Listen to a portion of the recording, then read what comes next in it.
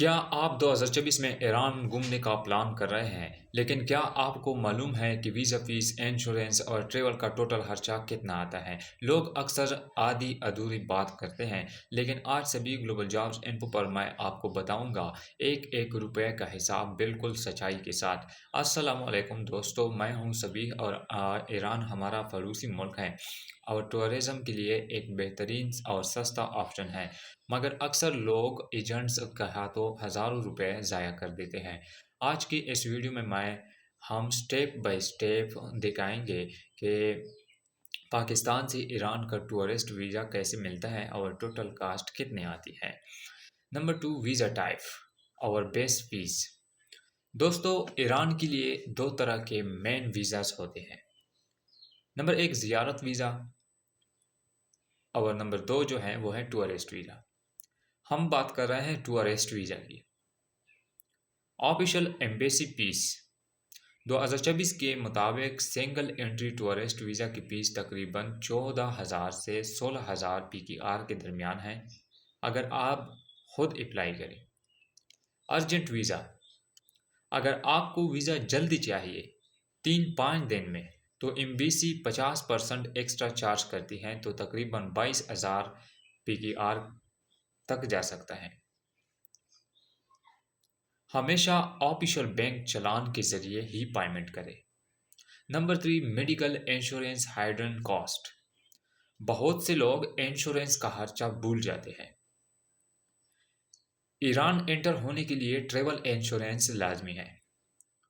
पहले ये अलग से लेना होता था, लेकिन अब अक्सर एम्बेसी वीज़ा फीस के साथ ही इंश्योरेंस के 4,000 से 5,000 PKR चार्ज कर लेते हैं।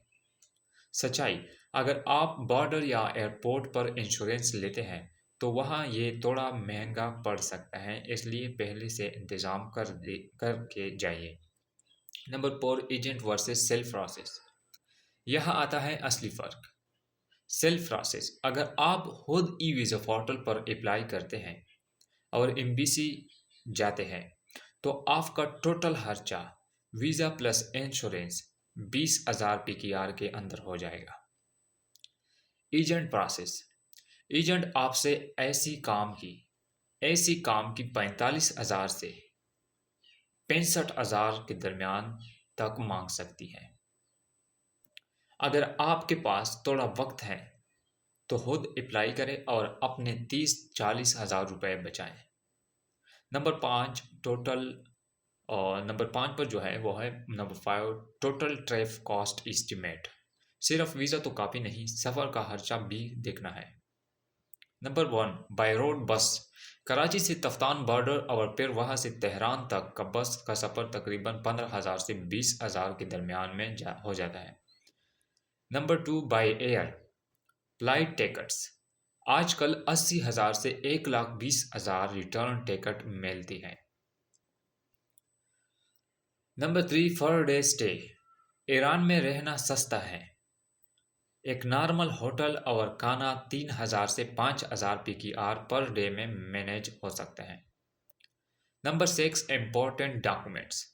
वीज़ा के लिए ये चीज़ें तैयार रखिए। ओरिजिनल पासपोर्ट कम से कम 6 माह validity, CNIC copy, 2 wide background photographs, vaccination certificate.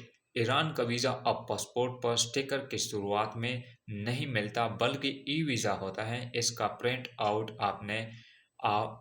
अपने पास रखिए।